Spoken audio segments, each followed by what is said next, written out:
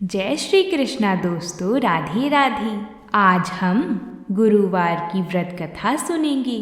ऐसा माना जाता है कि जो कोई भी भक्त इस दिन व्रत रखते हैं उनकी समस्त इच्छाएं पूर्ण होती हैं और बृहस्पति महाराज प्रसन्न होते हैं। धन, विदा, पुत्र तथा मनोवांछित फल की प्राप्ति होती है।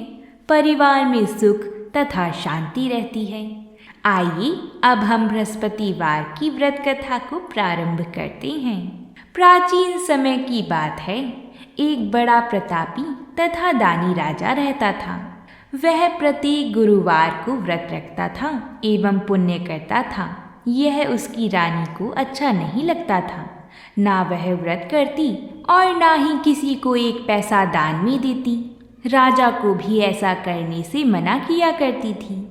एक समय की बात है कि राजा शिकार खेलने वन को चले गए। घर पर रानी और दासी थी। उस समय गुरु बृहस्पति देव साधु का रूप धारण कर राजा के दरवाजे पर भिक्षा मांगने आए। साधु ने रानी से भिक्षा मांगी तो वो कहने लगी, हे साधु महाराज, मैं इस दान और पुण्य से तंग आ गई हूँ। आप कोई ऐसा उपाय बताएं जिससे ये सारा धन नष्ट हो जाए और मैं आराम से रह सकूं। साधु रूपी बृहस्पति देव ने कहा, तुम बड़ी विचित्र हो। संतान और धन से भी कोई दुखी होता है। अगर तुम्हारे पास धन अधिक है तो इसे शुभ कार्यों में लगाओ जिससे तुम्हारे दोनों लोग सुधरें। परंतु साधु की इन बातों से रानी खुश नहीं हुई। उसने कहा, मुझे ऐसे धन की आवश्यकता नहीं है जिसे मैं दान दूं तथा जिसको संभालने में ही मेरा सारा समय नष्ट हो जाए। साधु ने कहा, यदि तुम्हारी ऐसी इच्छा है तो जैसा मैं तुम्हें बताता हूँ तुम वैसा ही करना। बृहस्पतिवार के दिन तुम घर को गोबर से लीपना, अपने केशों को पीली मिट्टी से धोना, केशों को धोते समय स्नान करना, राजा से हजामत बनाने को कहना, भोजन में मांस मदिरा खाना, कपड़ा धोबी के यहाँ धुलने डालना। इस प्रकार 7 बृहस्पतिवार करने से तुम्हारा समस्त धन नष्ट हो जाएगा। इतना कहकर साधु बने बृहस्पति देव अंतर्ध्यान हो गए। साधु के कहे अनुसार करते हुए रानी को केवल 3 बृहस्पतिवार ही बीते थे कि उसकी समस्त धन संपत्ति नष्ट हो गई। भोजन के लिए भी परिवार तरसने लगा। एक दिन राजा रानी से बोला, हे रानी, तुम यहीं रहो, मैं दूसरे देश को जाता हूँ क्योंकि यहाँ पर मुझे सभी जानते हैं, इसलिए मैं कोई छोटा कार्य नहीं कर सकता। ऐसा कहकर राजा परदेश चला गया। वहाँ वह जंगल से लकड़ी काट कर लाता और शहर में बेचता। इस तरह वह अपना जीवन व्यतीत करने लगा। उधर राजा के बिना रानी और दासी दुखी रहने लगी। एक समय जब रानी और दासियों को 7 दिन बिना भोजन के रहना पड़ा तो रानी ने अपनी दासी से कहा, हे दासी, पास ही के नगर में मेरी बहन रहती है। वह बड़ी धनवान है, तो उसके पास जा और कुछ ले आ ताकि थोड़ा बहुत गुजर बसर हो जाए। दासी रानी की बहन के पास गई। उस दिन बृहस्पतिवार था। रानी की बहन उस समय बृहस्पतिवार की कथा सुन रही थी। दासी ने रानी की बहन को अपनी रानी का संदेश दिया, लेकिन रानी की बहन ने कोई उत्तर नहीं दिया। जब दासी को रानी की बहन से कोई उत्तर नहीं मिला तो वह बहुत दुखी हुई। उसे क्रोध भी आया। दासी ने वापस आकर रानी को सारी बात बता दी। सुनकर रानी ने अपने भाग्य को कोसा। उधर रानी की बहन ने सोचा कि मेरी बहन की दासी आई थी परंतु मैं उसे बोल नहीं पाई, इससे वह बहुत दुखी होगी। कथा सुनकर और पूजन समाप्त कर वह अपनी बहन के घर गई और कहने लगी, हे बहन, मैं बृहस्पतिवार का व्रत कर रही थी। तुम्हारी दासी गई, परंतु जब तक कथा होती है तब तक ना उठते हैं और ना बोलते हैं, इसलिए मैं नहीं बोली। कहो दासी, क्यों गई थी? रानी बोली, बहन, हमारे घर अनाज नहीं था। ऐसा कहते कहते रानी की आंखें भर आई। उसने दासियों समेत भूखा रहने की बात भी अपनी बहन को बता दी। रानी की बहन बोली, बहन देखो, बृहस्पति देव भगवान सबकी मनोकामना पूर्ण करती हैं। देखो शायद तुम्हारे घर में अनाज रखा ही होगा। यह सुनकर दासी घर के अंदर गई तो वहाँ उसे एक घड़ा अनाज का भरा मिल गया। उसे बड़ी हैरानी हुई क्योंकि उसने एक एक बर्तन देख लिया था। उसने बाहर आकर रानी को बताया। दासी रानी से कहने लगी, हे रानी, जब हमको भोजन नहीं मिला तो हम भी व्रत ही तो करते हैं, इसलिए क्यों ना इनसे व्रत और कथा की विधि पूछ ली जाए, हम भी व्रत किया करेंगे। दासी के कहने पर रानी ने अपनी बहन से बृहस्पतिवार व्रत के बारे में पूछा। उसकी बहन ने बताया, बृहस्पतिवार के व्रत में चने की दाल और मुनक्का से विष्णु भगवान का केले की जड़ में पूजन करें तथा दीपक जलाएं, पीला भोजन करें तथा कथा सुनें। इससे गुरु भगवान प्रसन्न होते हैं, मनोकामना पूर्ण करते हैं। व्रत और पूजन की विधि बताकर रानी की बहन अपने घर लौट आई। रानी और दासी दोनों ने निश्चय किया कि बृहस्पति देव भगवान का पूजन जरूर करेंगे। 7 रोज बाद जब बृहस्पतिवार आया तो उन्होंने व्रत रखा। घुड़साल में जाकर चना और गुड़ बीन लाईं तथा उसकी दाल से केले की जड़ तथा विष्णु भगवान का पूजन किया। अब पीला भोजन कहाँ से आई? दोनों बड़ी दुखी हुईं, परंतु उन्होंने व्रत किया था, इसलिए बृहस्पति देव भगवान ने प्रसन्न होकर एक साधारण व्यक्ति के रूप में वह 2 थालियों में सुंदर पीला भोजन लेकर आई और दासी को देखकर बोली, हे दासी, यह भोजन तुम्हारे लिए और तुम्हारी रानी के लिए है, इसे तुम दोनों ग्रहण करना। दासी भोजन पाकर बहुत प्रसन्न हुई। उसने रानी को सारी बात बताई।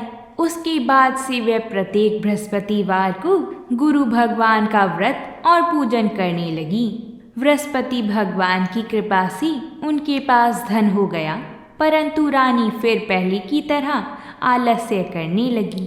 तब दासी बोली, देखो रानी, तुम पहले भी इस प्रकार आलस्य करती थी। तुम्हें धन के रखने में कष्ट होता था, इस कारण सभी धन नष्ट हो गया। अब गुरु भगवान की कृपा से धन मिला है तो फिर तुम्हें आलस्य होता है। बड़ी मुसीबतों के बाद हमने यह धन पाया है, इसलिए हमें दान पुण्य करना चाहिए। अब तुम भूखे मनुष्य को भोजन कराओ, प्याऊ लगवाओ, ब्राह्मणों को दान दो, कुआं तालाब बावड़िया आदि का निर्माण करवाओ, मंदिर पाठशाला बनवाकर ज्ञान दान दो, कुंवारी कन्याओं का ब्याह करवाओ, अर्थात धन को शुभ कार्यों में खर्च करो, जिससे तुम्हारे कुल का यश बढ़े तथा स्वर्ग प्राप्त हो और पितृ प्रसन्न हो। दासी की बात मानकर रानी शुभ कर्म करने लगी। उसका यश फैलने लगा। एक दिन रानी और दासी आपस में विचार करने लगी कि ना जाने राजा किस दशा में होंगे। उनकी कोई खोज खबर भी नहीं है। उन्होंने श्रद्धा पूर्वक गुरु बृहस्पति भगवान से प्रार्थना की कि राजा जहाँ कहीं भी हो शीघ्र वापस आ जाएं। उधर राजा परदेश में बहुत दुखी रहता था। वह प्रतिदिन जंगल से लकड़ी बीन कर लाता और उसे शहर में बेचकर अपने दुखी जीवन को बड़ी कठिनता से व्यतीत करता था। एक दिन दुखी होकर अपनी पुरानी बातों को याद करके वह रोने लगा और उदास हो गया। उसी समय राजा के पास बृहस्पति देव साधु के वेश में आकर बोली, हे लक्कड़हारी, तुम इस सुनसान जंगल में किस चिंता में बैठी हो, मुझे बतलाओ। यह सुनकर राजा के नेत्रों में जल भर आया। साधु की वंदना कर राजा ने अपनी संपूर्ण कहानी सुना दी। महात्मा दयालु होते हैं।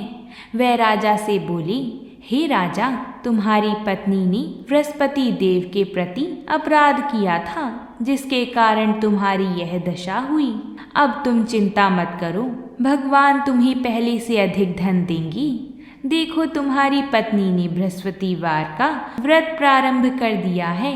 अब तुम भी बृहस्पतिवार का व्रत करके चने की दाल व गुड़ जल के लोटे में डालकर केले का पूजन करो, फिर कथा कहो या सुनो। भगवान तुम्हारी सब मनोकामना पूर्ण करेंगे। साधु की बात सुनकर राजा बोला, हे प्रभु, लकड़ी बेचकर तो इतना पैसा भी नहीं बचता जिससे भोजन के उपरांत कुछ बचा सकूं। मैंने रात्रि में अपनी रानी को व्याकुल देखा है। मेरे पास कोई साधन नहीं जिससे उसका समाचार जान सकूं। फिर मैं कौन सी कहानी कहूं, यह भी मुझको मालूम नहीं है। साधु ने कहा, मन में बृहस्पति भगवान के पूजन व्रत का निश्चय करो, वह स्वयं तुम्हारे लिए कोई राह बना देंगी। बृहस्पतिवार के दिन तुम रोजाना की तरह ही लकड़ियां लेकर शहर में जाना। तुम्हें रोज से दुगना धन मिलेगा, जिससे तुम भली भांति भोजन कर लोगी तथा बृहस्पति देव की पूजा का सामान भी आ जाएगा। जो तुमने बृहस्पतिवार की कहानी के बारे में पूछा है वह इस प्रकार है, तुम इसे ध्यान पूर्वक सुनो। प्राचीन काल में एक बहुत ही निर्धन ब्राह्मण रहता था। उसके कोई संतान न थी। वह नित्य पूजा पाठ करता।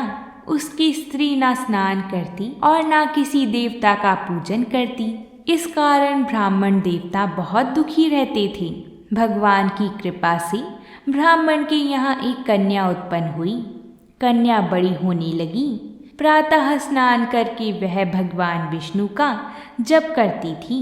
ऐसी ही वह बृहस्पतिवार का व्रत भी करने लगी। पूजा पाठ समाप्त करके पाठशाला जाती तो अपनी मुट्ठी में जौ भर के ले जाती और पाठशाला के मार्ग में डालती जाती। लौटते समय वही जौ स्वर्ण के हो जाती तो उनको बीन कर घर ले आती थी।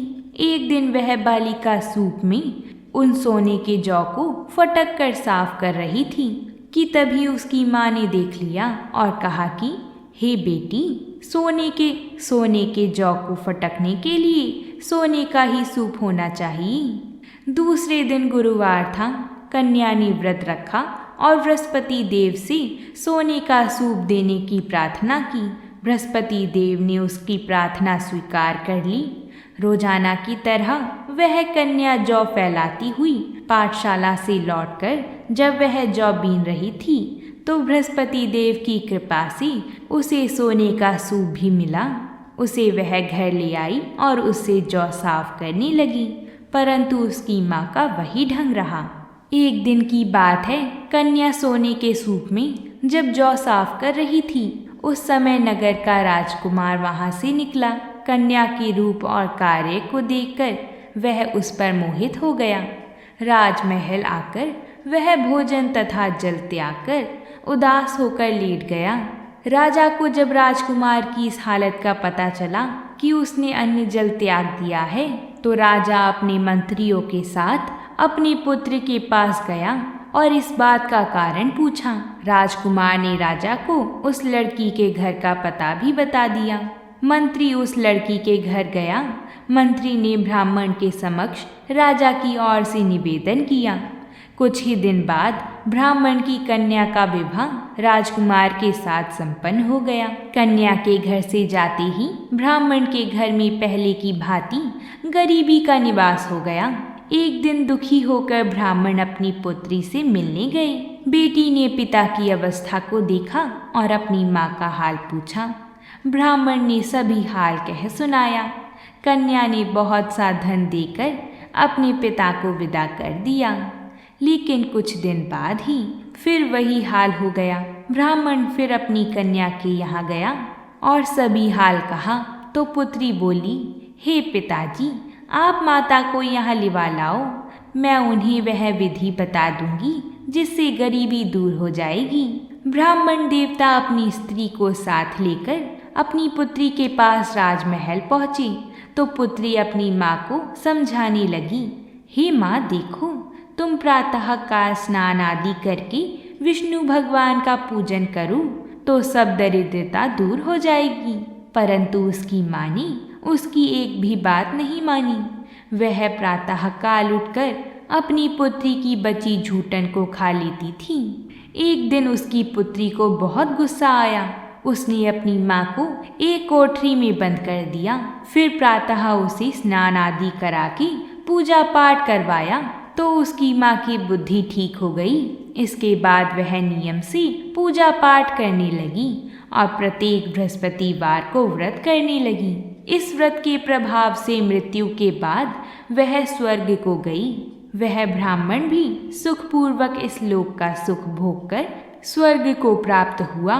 इस तरह कहानी कहकर साधु बने देवता वहां से अंतर्ध्यान हो गए। धीरे धीरे समय व्यतीत होने पर फिर बृहस्पतिवार का दिन आया। राजा जंगल में लकड़ी काटकर शहर में बेचने लगा। उसे उस दिन बाकी दिनों से अधिक धन मिला। राजा ने चना गुड़ आदि लाकर बृहस्पतिवार का व्रत किया। उस दिन से उसके सभी कलेश दूर हो गए। परंतु जब अगले गुरुवार का दिन आया तो वह बृहस्पतिवार का व्रत करना भूल गया। इस कारण बृहस्पति भगवान नाराज हो गए। उस दिन उस नगर के राजा ने विशाल यज्ञ का आयोजन किया था तथा अपने समस्त राज्य में घोषणा करवा दी थी कि सभी मेरे यहाँ भोजन करने आवे, किसी के घर में भी चूल्हा ना जले। इस आज्ञा को जो ना मानेगा उसको फांसी दे दी जाएगी। राजा की आज्ञा अनुसार राज्य के सभी वासी राजा के भोज में सम्मिलित हुए। लेकिन लकड़हारा कुछ देर से पहुंचा, इसलिए राजा उसको अपने साथ महल में ले गए। जब राजा लकड़हारे को भोजन करा रहे थे तो रानी की दृष्टि उस खुटी पर पड़ी जिस पर उसका हार लटका हुआ था। उसे हार खुटी पर लटका दिखाई नहीं दिया। रानी को निश्चय हो गया कि मेरा हार इस लकड़हारे ने चुरा लिया है। उसी समय सैनिक बुलवाकर उसको जेल में डलवा दिया गया। लकड़हारा जेल में विचार करने लगा कि ना जाने कौन सी पूर्व जन्म के कर्म से मुझे यह दुख प्राप्त हुआ है, और जंगल में मिले साधु को याद करने लगा।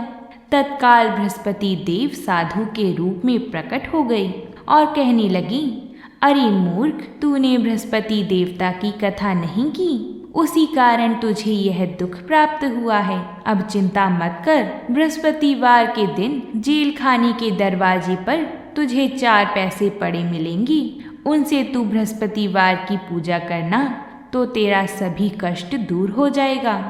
अगले बृहस्पतिवार के दिन उसे जेल के द्वार पर 4 पैसे मिले। राजा ने पूजा का सामान मंगवाकर कथा कही और प्रसाद बांटा। उसी रात्रि में बृहस्पति देव ने उस नगर के राजा को स्वप्न में कहा, हे राजा, तूने जिसे जेल में बंद किया है उसे कल छोड़ देना, वह निर्दोष है।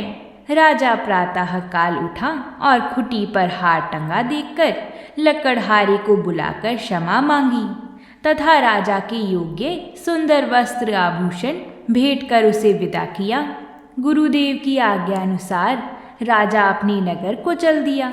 राजा जब नगर के निकट पहुंचा तो उसे बड़ा ही आश्चर्य हुआ कि नगर में पहले से अधिक बाग, तालाब और कुएं तथा बहुत सी धर्मशालाएं, मंदिर आदि बने हुए हैं। राजा ने पूछा कि यह किसका बाग और धर्मशाला है?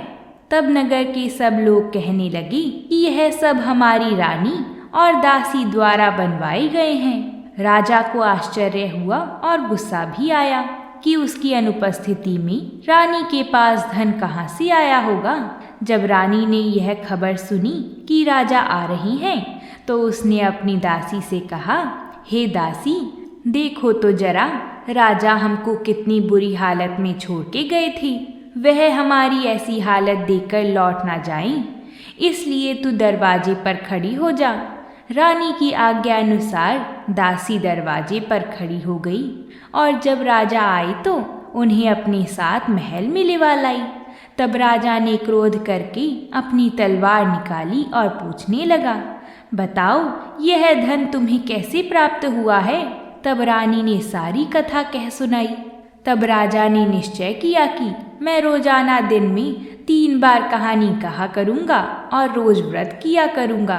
अब हर समय राजा के दुपट्टे में चने की दाल बंधी रहती तथा दिन में 3 बार कथा कहता।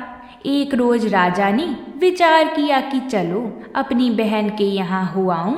इस तरह का निश्चय कर राजा घोड़े पर सवार होकर अपनी बहन के यहाँ चल दिया। मार्ग में उसने देखा कि कुछ आदमी एक मुर्दे को लिवा जा रहे हैं। उन्हें रोककर राजा कहने लगा, अरे भाइयों, मेरी बृहस्पतिवार की कथा सुन लो। वह बोली, लो, हमारा तो आदमी मर गया है, इनको अपनी कथा की पड़ी है। परंतु कुछ आदमी बोले, अच्छा कहो, हम तुम्हारी कथा भी सुनेंगे। तब राजा ने दाल निकाली और कथा कहनी शुरू कर दी। जब कथा आधी हुई तो मुर्दा हिलने लगा, और जब कथा समाप्त हुई तो राम राम करके वह मुर्दा खड़ा हो गया। राजा आगे बढ़ा, उसे चलते चलते शाम हो गई। आगे मार्ग में उसे एक किसान खेत में हल चलाता हुआ मिला। राजा ने उससे कथा सुनने का आग्रह किया, लेकिन वह नहीं माना। राजा आगे चल पड़ा। राजा के हटते ही बैल पछाड़ खाकर गिर गई तथा किसान के पेट में बहुत जोर से दर्द होने लगा। उसी समय किसान की माँ रोटी लेकर आई। उसने जब देखा तो अपने पुत्र से सब हाल पूछा। बेटे ने सभी हाल बता दिया। बुढ़िया दौड़ती दौड़ती उस घुड़सवार के पास पहुंची और उससे बोली, मैं तेरी कथा सुनूंगी, तू अपनी कथा मेरे खेत पर ही चलकर कहना। राजा ने लौटकर बुढ़िया के खेत पर जाकर कथा कही, जिसके सुनते ही बैल खड़ी हो गई तथा किसान के पेट का दर्द भी बंद हो गया। राजा अपनी बहन के घर जा पहुंचा। बहन ने भाई की खूब मेहमान नवाजी करी। दूसरे रोज प्रातःकाल राजा जागा तो वह देखने लगा कि यहाँ सब लोग भोजन कर रहे हैं। राजा ने अपनी बहन से जब पूछा, ऐसा कोई मनुष्य है जिसने भोजन नहीं किया हो, जो मेरी बृहस्पतिवार की कथा सुन ले? बहन बोली, हे भैया, यह देश ऐसा ही है। यहाँ लोग पहले भोजन करते हैं, बाद में कोई अन्य काम करते हैं। फिर वह कुम्हार के घर गई जिसका लड़का बीमार था। उसे मालूम हुआ कि उसके यहाँ 3 दिन से किसी ने भी भोजन नहीं किया है। रानी ने अपने भाई की कथा सुनने के लिए कुम्हार से कहा। वह तैयार हो गया। राजा ने जाकर बृहस्पतिवार की कथा कही, जिसको सुनकर उसका लड़का ठीक हो गया। अब तो राजा की प्रशंसा होने लगी। एक दिन राजा ने अपनी बहन को कहा, हे बहन, मैं अब अपने घर जाऊंगा, तुम भी तैयार हो जाओ। राजा की बहन ने अपनी सास से अपने भाई के साथ जाने की आज्ञा मांगी तो सास बोली, हाँ चली जा, मगर अपने लड़के को मत ले जाना, क्योंकि तेरे भाई के कोई संतान नहीं है। बहन ने अपने भाई से कहा, हे भैया, मैं तो चलूंगी, मगर कोई बालक नहीं जाएगा। तब राजा अपनी बहन को भी छोड़कर दुखी मन से अपनी नगर को लौट आया। राजा ने अपनी रानी से सारी कथा बताई और बिना भोजन किए वह शैया पर लेट गया। रानी बोली, हे प्रभु, बृहस्पति देव ने हमें सब कुछ दिया है, वह हमें संतान अवश्य देंगे। उसी रात बृहस्पति देव ने राजा को स्वप्न में कहा, हे राजा, उठ जा और सभी सोच त्याग दे, तेरी रानी गर्भवती है। राजा को यह जानकर बड़ी खुशी हुई। 9वें महीने में रानी के गर्भ से एक सुंदर पुत्र पैदा हुआ। तब राजा बोला, हे रानी, स्त्री बिना भोजन के रह सकती है, परंतु बिना कहे नहीं रह सकती। जब मेरी बहन आएगी तो तुम उससे कुछ मत कहना। रानी ने हाँ कर दी। जब राजा की बहन ने यह शुभ समाचार सुना तो वह बहुत खुश हुई तथा बधाई लेकर अपने भाई के यहाँ आई। रानी ने तब उसे आने का उल्हाना दिया। जब भाई अपने साथ ला रहे थे तब टाल गई, उनके साथ ना आई और आज अपने आप ही भागी भागी बिना बुलाए आ गई। तो राजा की बहन बोली, भाई, मैं इस प्रकार ना कहती तो तुम्हारे घर औलाद कैसे होती? बृहस्पति देव सभी कामनाएं पूर्ण करते हैं। जो सद्भावना पूर्वक बृहस्पतिवार का व्रत करता है एवं कथा पढ़ता है अथवा सुनता है और दूसरे को सुनाता है, बृहस्पति देव उसकी सभी मनोकामना पूर्ण करते हैं, उनकी सदैव रक्षा करते हैं। जो संसार में सद्भावना से गुरुदेव का पूजन एवं व्रत सच्चे हृदय से करते हैं, उनकी सभी मनोकामना वैसे ही पूर्ण होती हैं जैसे सच्ची भावना से रानी और राजा ने बृहस्पति देव की कथा का गुणगान किया। तो उनकी सभी इच्छाएं बृहस्पति देव जी ने पूर्ण की। अनजाने में भी बृहस्पति देव की उपेक्षा ना करें। ऐसा करने से सुख शांति नष्ट हो जाती है। इसलिए सबको कथा सुनने के बाद प्रसाद लेकर ही जाना चाहिए। हृदय से उनका मनन करते हुए जयकारा बोलना चाहिए। बृहस्पति देव जी की जय हो। अगर आप सभी को ये कथा अच्छी लगी है तो वीडियो को लाइक और चैनल को सब्सक्राइब जरूर करिएगा। प्रेम से बोलिए जय श्री कृष्णा।